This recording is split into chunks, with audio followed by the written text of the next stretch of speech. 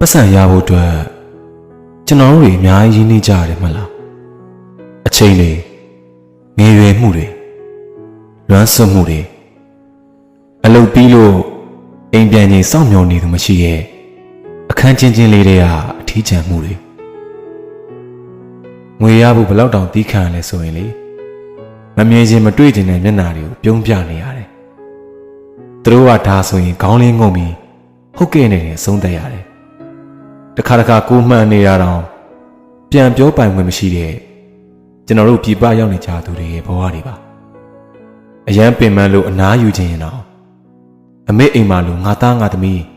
တက်တာရင်လားမေးမဲ့သူမရှိဘူးစေးတောက်ပြီးသွားရတာပဲ